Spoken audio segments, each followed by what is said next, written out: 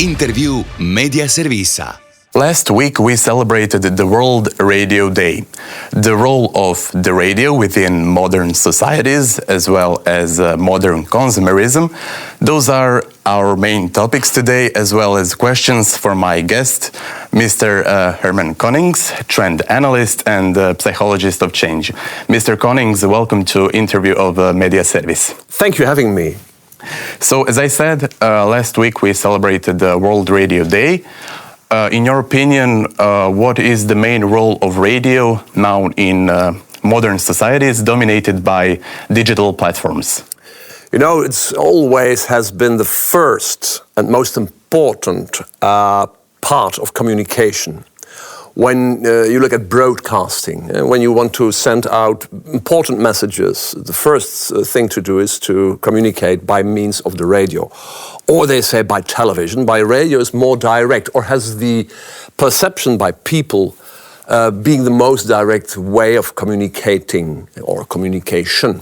What is so interesting is that radio, as I think the last couple of years, become more intriguing or more interesting for consumers, for citizens to adopt and to embrace, to take close to the heart. And why is that? In times of bits and bytes, in times of technology, in times of artificial intelligence, it's because of artificial intelligence, because of the idea of the overwhelming impact of bits and bytes on people. People are now more than ever having some fear, some uncertainty, some doubts by means of social media, by means of technology, by augmented reality, by virtual reality, by artificial intelligence. It is so becoming having an enormous impact on the perception of people, on the way how they feel in life, that they want to go back in, between brackets, to go back into the times of the simple radio, you know. Well, it's not simple radio, it's not simple. And of course, radio today has to be made also by means of technology. Let's look at DAB plus or internet radio, or the technology being used for music played by the radio, or having perfect voices, you know. If you want to interview someone over the radio, it is not by means of a simple telephone line. You know, there is technology which gives also the voice of the interviewee more live, you know. This thanks to technology. But the problem is misinformation and disinformation, and more and more people, consumers, citizens are aware of that negative way of using technology.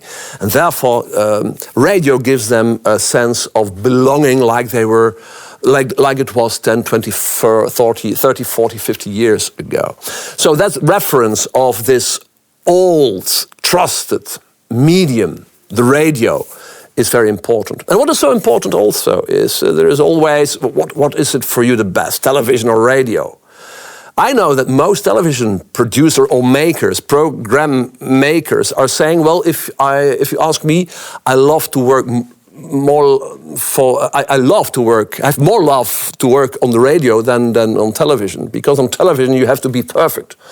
On the radio, you can be more authentic. And this authenticity is very important in these days of virtual reality, augmented reality, artificial intelligence, and name it. It's that sense of authenticity. And even more, vision or the voice, the sound. Well, the sound gives you more permit to imagine, you know. You can imagine how someone looks like. You don't see him or her, but you make your imagination work. It's better for storytelling. You know, storytelling works better when you don't see something, but when you hear something. When you see something, it's already formatted, you know. What you see is what you get, and that's it. End of the story. But when you hear something, your imagination goes working, and it goes working in the right direction. We make up the images ourselves. And you know, third thing, there is this expression that love shouldn't be skin deep, you know. If I see someone, and he or she looks very nice, it's a bonus. But in the end, love is about what's inside. So the vision may be interesting, and like a glance, like a polish. But what is more important, it's what's in the inside, in the end. And the voice is from within, and the vision is not so important. So this makes that radio also today becomes more and more important. And you may say, okay, this sounds typical from a baby boomer. I'm a baby boomer. I'm 60 years old now. I'm the last of the baby boom generation. But what is so striking is younger generations are likely to escape technology. Doesn't mean directly they want to go to radio. But escaping technology is for radio makers, program makers, important to understand. You can more easily reach younger people who are fed up by too much bits and too much bytes. They want maybe more authenticity. They want something like a Zen mode in their heads. And radio can make that.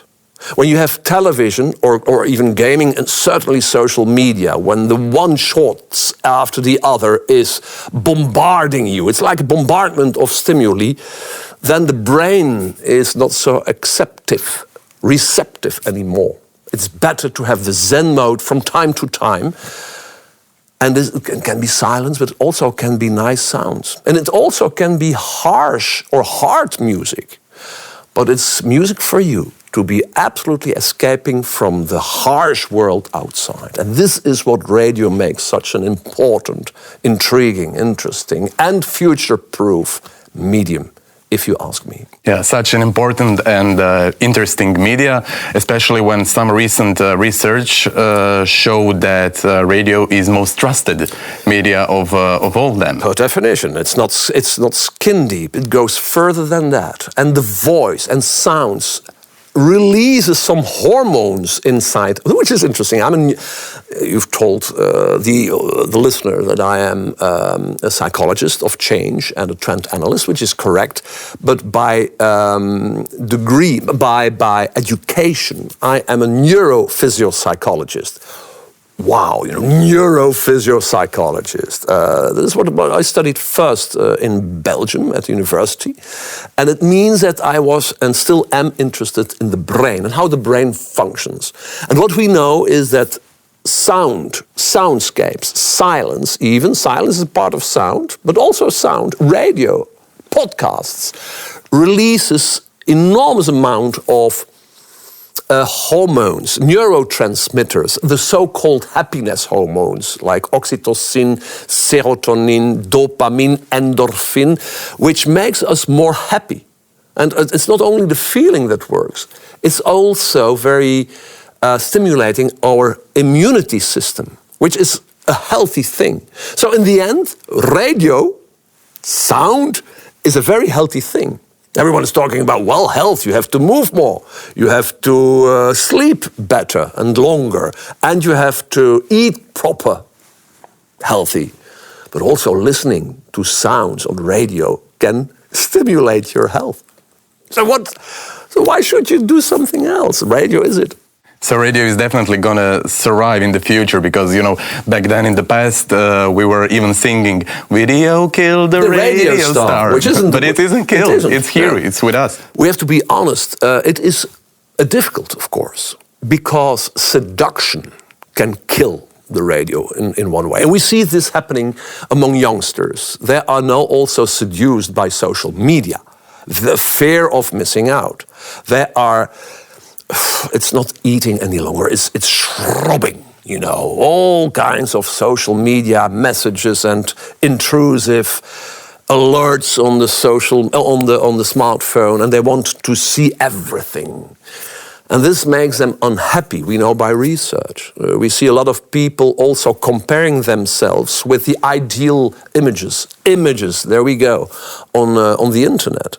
So, of course, the seduction, the devil in a way of the internet, of social media, is always there, and you have to take care of that also. And I hope that youngsters will find the way to the perfect balance between gaming, which is good. Gaming can be also very good because it stimulates your focusing. If you're gaming, you're focusing, and you can learn to play with others. So you take into account your co-operators, which is very good. Social media can be good. You can see a lot of interesting stuff. But the balance is the last couple of years towards the negative aspects of social media. And now more and more public authorities or educators, are saying we have to take into account for young people that they are not too much engaged, glued on the screens. I'm not aware of the situation here in Croatia, but in countries like my country, Belgium, Holland, France, well, now we see that the national authorities are forbidding social media in the classrooms, And this is good news, of course, because otherwise these children at a very young age are always on, always on the screen. So this is very important to also leave the seduction on a distance. Like you have to leave seduction of smoking on a distance or drinking alcohol on a distance. And I think also that social media usage today can be very harmful for young brains, very young brains. And so maybe the authorities have to take that into account and into their guidance of the youth towards the future. Yeah, it's not so different here in Croatia. Okay. But you now interested me in neuropsychology. I want to know one thing, since we have a skyrocketing inflation here in Croatia and in many other countries. Indeed. How is that possible that on one hand we have skyrocketing inflation and on the other hand we have crowded shopping malls not only during Christmas but during every weekend and like every normal day of the week. So how's that possible? What drives people to do that? It's also a non-local situation. Also in my country and the rest of, I believe, Europe and even abroad, we have this inflation of 20% compared to 5 years ago, since 2020. 20% more. But what is so interesting also, I'm not aware of what your country does. In my country, there is an automatic indexation of the wages of people. So when the inflation is on yearly base 3% up, your wage will also go 3% up. There is sometimes an indexation, but from Belgium, this is rather unique. We have an automatic indexation. So we are still buying stuff. But I know what you're referring to, and we have now very difficult times. In the heads of people, the future looks not bright. Look at what is happening now with Ukraine and Russia and Trump, who is dealing like handling over Ukraine like handling over a cow to be sold.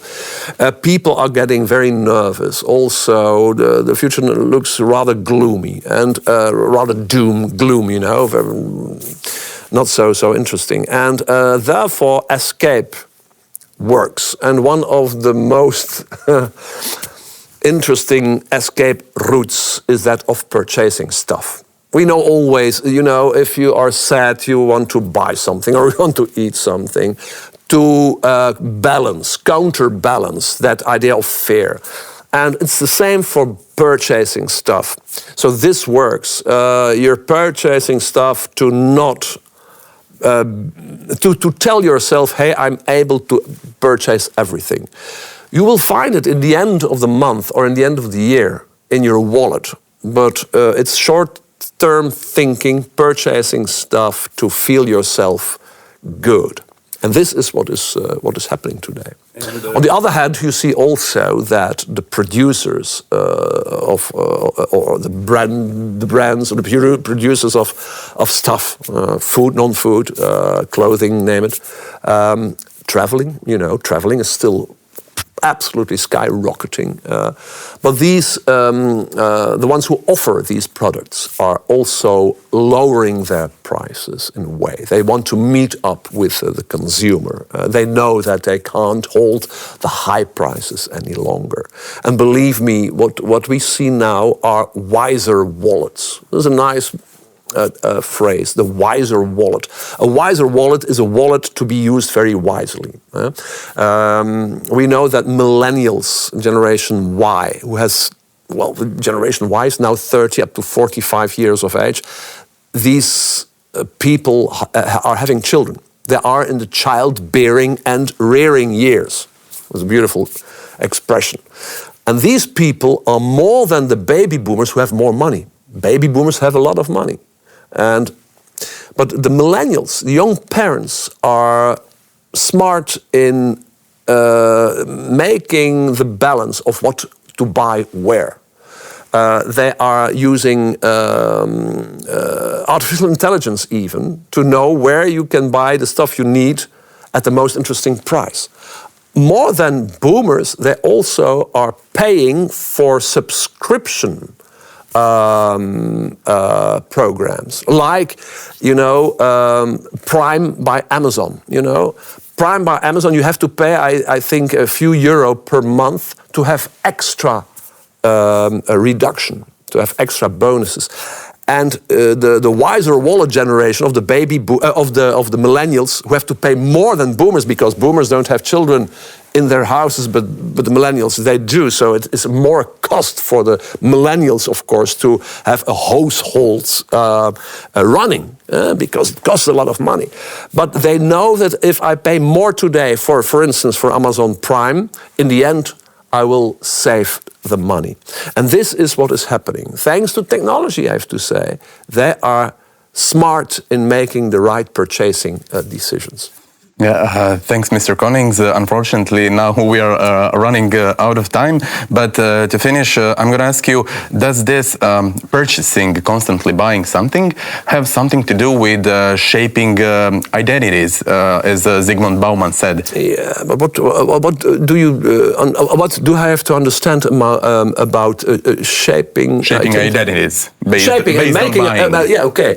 To make yourself clear to the out world who you are. Yeah, it's always been the case. And this is very interesting what you say. It has always been the case, but there are two things. One, you want to have a perfect profile for the rest of the world, and even more today, because individualization is there.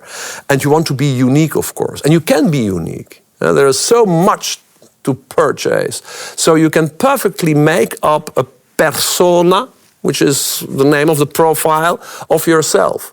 What you wear, what you want for travel destination, what you want to do with your children, what kind of radio or television programs you're looking at or listening to.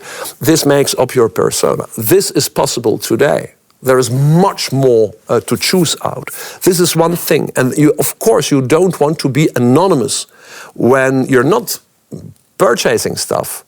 You are scraping off your persona. It is eroding in a way. So you want to hold that image firm. I absolutely agree on that.